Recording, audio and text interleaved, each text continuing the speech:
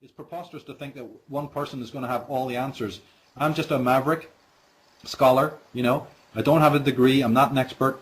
I'm constantly learning and growing as this process goes. I'm learning from people that are more intelligent than myself, you know, who email me, or I read voluminously. I'm always reading books, wide variety of books, reading websites, you know, updating stuff, creating new articles, correcting things that weren't quite right or whatever, you know. So, you know, there's nobody standing over me with a big stick. But at the same time, you know, I want to make my work as perfect as possible.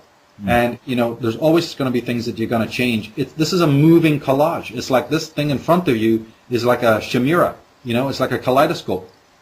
You have to see it from many angles. You've got to walk around it multiple times to find out its hues and its colors and its shapes and its forms.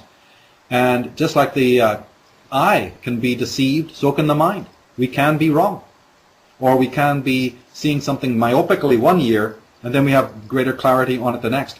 So, of course, there's a great responsibility there, you know, and I always try to update my work and correct things and add new aspects, you see, and branch it out. It's a real task. But it's a journey. We don't have all the answers. And we're also historically in a very young time when it comes to this particular kind of thought patterning. Because before, when we had Orthodox religion and we weren't allowed to think, we weren't allowed to travel away from our villages, there was no way that you could be independent. If you did, you ended up in jail or worse. So we are in a very, very, very recent times. We have the great privilege of having that level of Uranian freedom, the mercurial freedom, to even ask some of these questions and go about getting the answers. And that's training, that's patience, that's time, that's deliberation. You're on the track of a predator. You're on the trail of a criminal. And therefore it is absolutely the same as a hunter. He's got to know the terrain. He's got to sit out in the cold. He's got to learn about his predator. He's got to know that his predator is also watching him. He's got to learn almost to think like a criminal. It's a tremendous journey. It's not for lazy people. It's not for people who have given up their power, you see. It's not for people who just want to be running away from themselves and into all sorts of entertainment. It's not for pedantic people who go, you must get it right first time.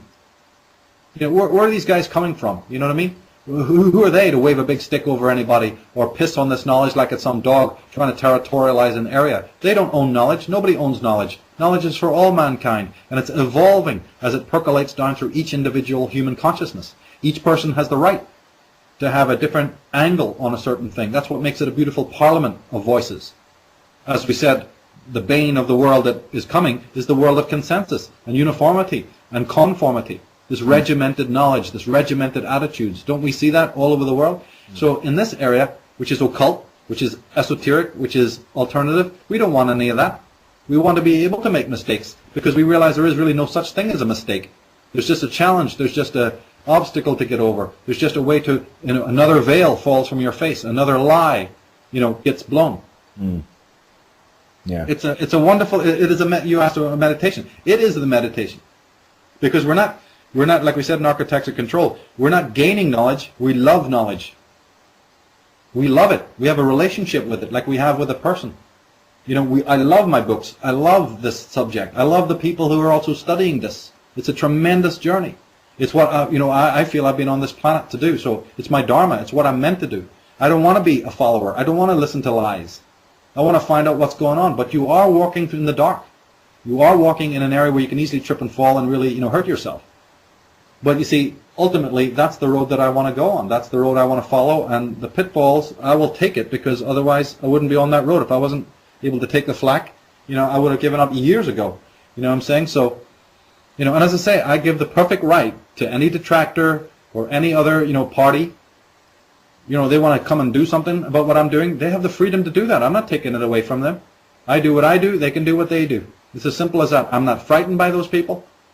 And I'm not really any real major threat to them, as a matter of fact. Because they also have the choice to change their ways if they want. But I'm going to do what I'm going to do. And there's not a force on earth, nor in the sky, that will change it. This is what I'm doing. Nothing on this earth can ever change it. All the sacrifices have already been made. You know, the pain has already been gone through. All the resistances I've had to put up with in 40 years. You know, I've already done it. You know, I've already lived the majority of my life, and this is what I want to be doing.